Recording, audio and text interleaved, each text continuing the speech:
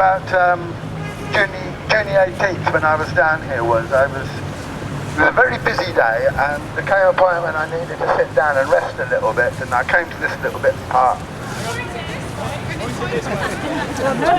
And I came to this little park and I was having a little, I just thought I'd sit down for a little while and everything like that.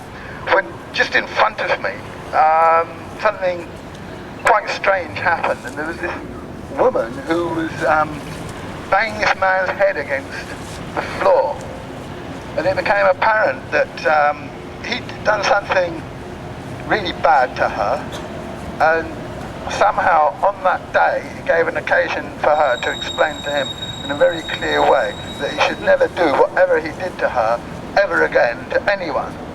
And for me, that kind of struck a note that it's not just a matter of seeing all the problems in the world as being to do with various people in all these big buildings around us, but actually to look at our own selves and how we treat each other and everything like that, and how that's, what we're talking about when we're changing the world is as much about changing ourselves and changing each other as dealing with all these big institutions which we have to challenge. And one of the institutions I'd like to challenge is the person with the microphone speaking all the time, and it's just been one person. So what I really want to do is I want to invite people to come up, and if they've got any other things they'd like to share, whether it's about J18 or about anything else, to kind of really make it a little bit more involving people.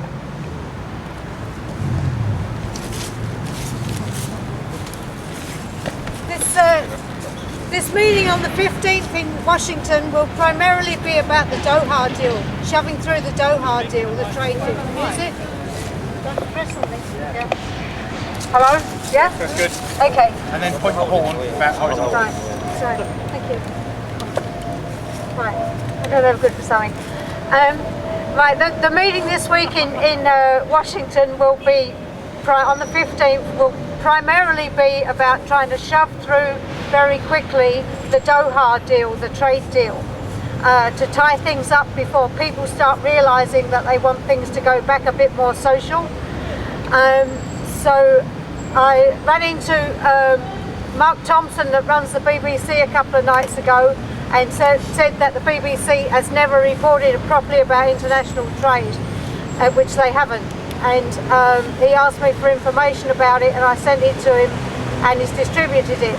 But speak up about the Doha stuff. Don't let them just keep parroting that we don't want protectionism and that's it and that's good for us. Speak up against it, because it ties people into a framework, a legal framework, where we can't re-socialise things. So watch this weekend and speak up about it. Thanks.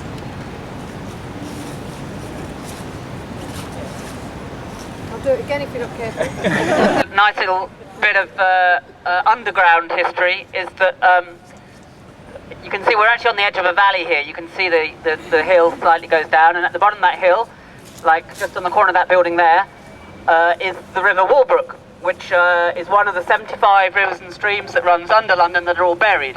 Were buried to create the sewage system in the 19th century. The River Walbrook was actually London's first river. London was built not on the Thames but on the Walbrook. In fact, where all these finance buildings are now were actually Roman temples, many of them to, oh God, who's the god who, Mithras, there we go, many of them to Mithras. And the Walbrook was buried about 400 years before the other rivers were buried. But during J18, we actually symbolically brought the Walbrook back to life by opening up a water hydrant on the corner there, so it's on a hot summer's day, and there was water shooting up probably higher than this tree, and people taking all their clothes off, making love, and dancing in the water and singing, and it was a beautiful day. But then the water also happened to actually flood the basement of the London's Future Exchange for us, so they had to close that bit down. There was also £10 million worth of damage done to the city on that day, not simply by water, but by imagination and will.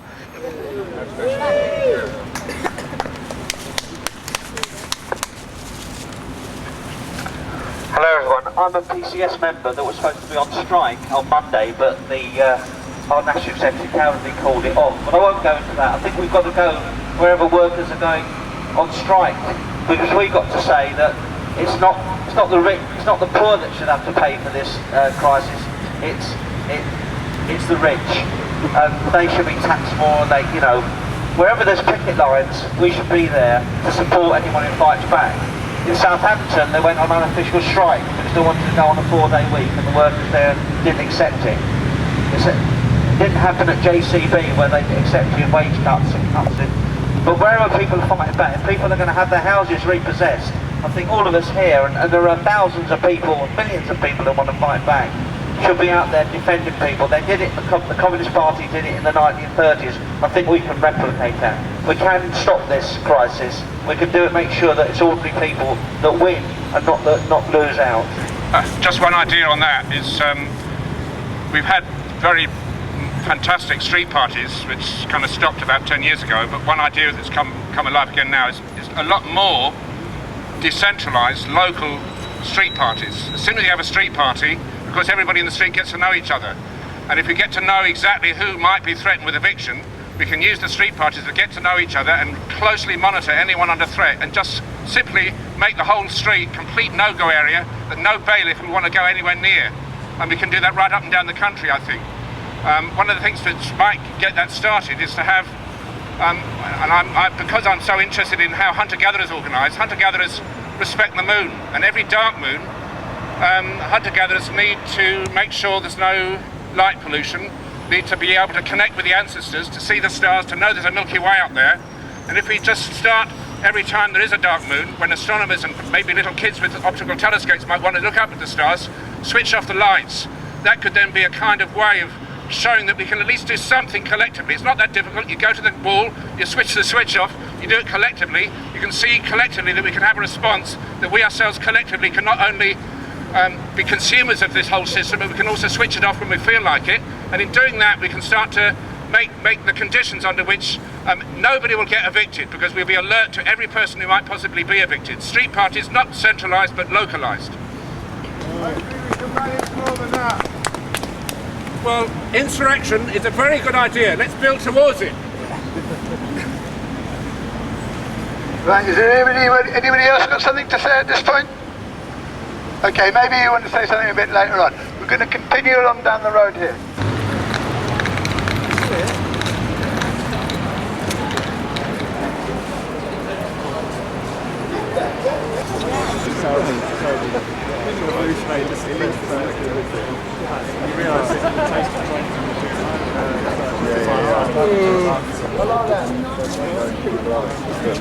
Hello there, that's better.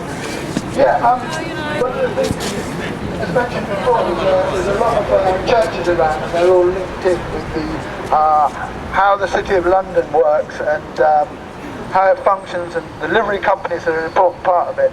But another part of it is they have these are the parish churches, and it's the City of London is organised in Paris, in parishes, and they have aldermen, and they also have what they call common councilmen. And one of the things we were talking in the Tipperary pub last night, where Peter's book was being launched, was about the role of commons, and that we, you know, as Peter eloquently put it, you know, yes, you know, it's all of us. But however, there are, in the ways that governments organise, sometimes they just have, well, actually we'll just get a few people together and we'll share it out amongst ourselves. Peter, would you like to? Would I like to?